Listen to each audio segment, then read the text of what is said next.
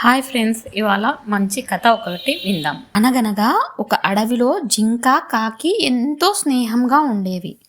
కాకి తనకు ఏమైనా తినుబండారాలు దొరికితే జింకకు తెచ్చి ఇచ్చేది. అలాగే జింక తన మిత్రుడి కోసం కష్టపడి ఆహారం తీసుకువచ్చేది. ఇటువంటి వీరి స్నేహం ఆ అడవిలోని చాలా జంతువులకు ఎంతో ముచ్చటగా ఉండేది. కానీ అదే అడవిలో నివసిస్తున్న నక్కకు మాత్రం వీరి స్నేహం అంటే కడుపు మంటగా ఉండేది.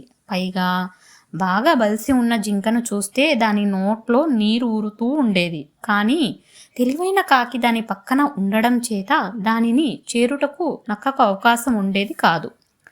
జింక మాంసం తినడానికి ఒక ఉపాయం ఆలోచించింది ఆ గుంట నక్క. ఆనందంగా పచ్చగడ్డి మేస్తున్న జింకకు కొద్ది దూరంలో నిల్చొని మిత్రమా అంటూ పిలిచింది. జింక ఆ నక్క వైపు చూసి ఎవరు నువ్వు అంటూ కోపంగా అడిగింది. నా పేరు సుబుద్ధి, నేను ప్రక్క అడవిలో ఉండేదాన్ని. అక్కడ పులులు సింహాలు పెరిగిపోయాయి, అందుకే ఈ అడవిలోకి వచ్చాను. నువ్వు నాతో స్నేహం చేస్తావా అంటూ నమ్మకంగా అడిగింది ఆ గుంట నక్క. నక్క మాటలను నమ్మింది జింక.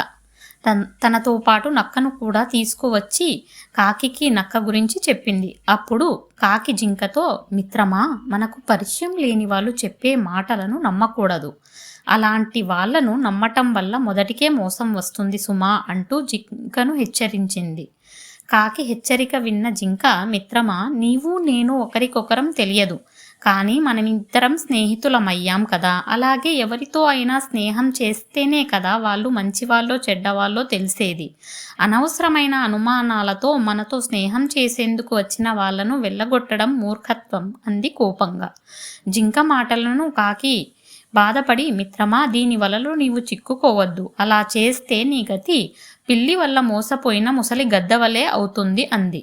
అప్పుడు ఎవరా పిల్లి, ఏమా కథ అని అడిగింది జింక. అప్పుడు కాకి చెబుతుంది, ఒక అడవిలో చెట్టుపై మంజీరకం అనే గ్రద్ద ఒకటి ఉండేది. అది వృద్ధాప్యం వలన ఎటూ పోలేక ఆహారం కూడా సంపాదించుకోలేక నానా తిప్పలు పడసాగింది. దాని అవస్థను గ్రహించిన మిగిలిన పక్షులన్నీ జాలిపడి ఒకరోజు దానితో, మంజీరక, మేము నీ అవస్థలను చూస్తూనే ఉన్నాము. ఈ వయసులో ఇక నీవు కష్టపడలేవు. మేము ఎలాగో ఆహారం కోసం వెళ్తాము కాబట్టి ఆ తెచ్చిన ఆహారంలో నీకు కొంత పెడతాము. కాకపోతే మేము ఆహారానికి వెళ్ళిన సమయంలో మా గూళ్ళ యందు ఉన్న చిన్నపిల్లలను గుడ్లను మాత్రం సంరక్షించు అన్నాయి. వాటి ఔదార్యానికి మంజీరకం ఆనందంగా తలూపింది. ఆ రోజు నుండి పక్షులన్నీ ఆహారానికి వెళ్ళగా ఈ ముసలి గ్రద్ద వాటి గూళ్లకు రక్షణగా ఉండసాగింది. ఒకనాడు ఆ ప్రాంతానికి మార్జాలకుడు అనే పిల్లి వచ్చింది. అది చెట్టుపైన పక్షి పిల్లల కిలకిలలను విని, ఓహో, ఈరోజు నా పంట పండినట్లుంది. పక్షులన్నీ తమ పిల్లలను వదిలి ఆహారం కోసం వెళ్ళినట్లున్నాయి. నేను ఈ చెట్టుపైకి ఎక్కి ఆ పక్షి పిల్లలను తినేస్తాను అనుకుంటూ ఆ చెట్టును ఎక్కసాగింది పిల్లి. చెట్టుపైకి వస్తున్న మార్జాలకుడిని చూస్తూనే పక్షి పిల్లలన్నీ భయంతో అరవసాగాయి. ఆ అరుపులను విన్న మంజీరకం వెంటనే, ఎవరది, ఈ చెట్టుపైకి ఎవరో వచ్చారు, వారు నా నుండి తప్పించుకోలేరు అని అరిచింది. అమ్మో, ఇక్కడ గద్ద కాపలా ఉంది, దీని దగ్గర మంచిగా నటించాలి, లేకపోతే నన్ను చంపేస్తుంది అనుకొని గద్ద దగ్గరకు వచ్చి ఎంతో వినయంగా, మహాశయ, నా పేరు మార్జాలకుడు. ఎన్నో పక్షులను ఎలుకలను వేటాడి తిన్నదాన్ని. అయితే జీవహింస మహాపాపమని ఒక మహానుభావుడి ద్వారా తెలిసింది. అప్పటి నుండి వేదాంత విషయాలను వినవలెనను కోరికతో మీ వంటి ఉత్తములకై తిరుగుతున్నాను. నా పుణ్యావశాన ఈరోజు మీ దర్శనం లభించింది. నా జన్మ ధన్యమైంది. మీరు నాకు దైవ సంబంధమైన విషయాలను చెబుతారా అని అడిగింది పిల్లి వినయంగా.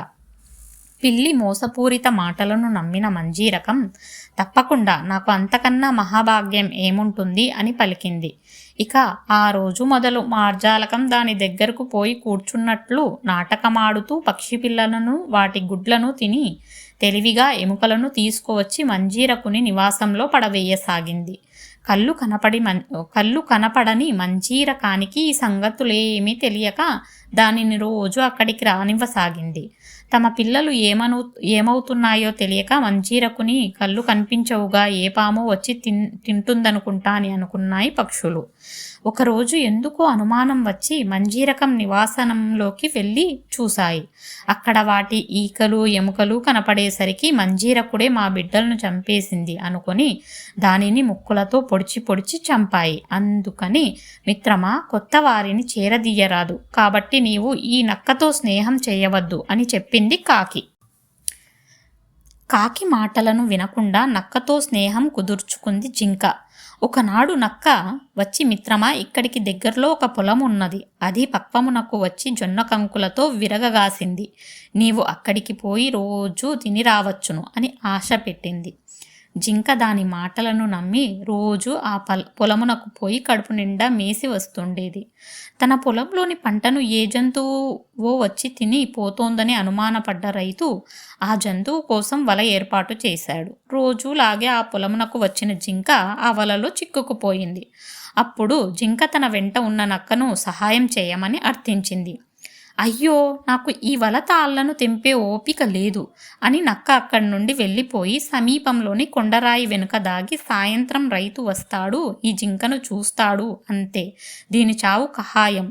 అబ్బా, ఎన్నాళ్లకు నా కోరిక తీరబోతుంది అనుకుంది.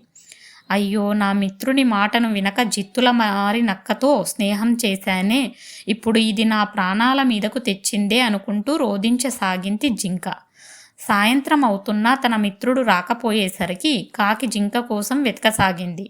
దానికి జొన్న చేనులో వలలో చిక్కుకున్న తన మిత్రుడు కనిపించాడు. వెంటనే దాని దగ్గర వాలి, ఏం జరిగింది మిత్రమా అని ఆతృతతో అడిగింది కాకి. అప్పుడు జింక జరిగిన కథంతా దానికి చెప్పింది. దానితో ఇదంతా జిత్తుల మారి నక్క పన్నాగమని కాకికి అర్థమైంది. అప్పుడు కాకి జింకతో, మిత్రమా, నీవు ఇక్కడ చచ్చినట్లు పడి ఉండు, నేను నిన్ను పొడుచుకొని తింటున్నట్లు నటిస్తాను. ఆ రైతు వచ్చి నువ్వు చచ్చావనుకొని వలను తీసేస్తాడు, నువ్వప్పుడు చెంగున పారిపోయి సులభంగా తప్పించుకోవచ్చు అన్నది.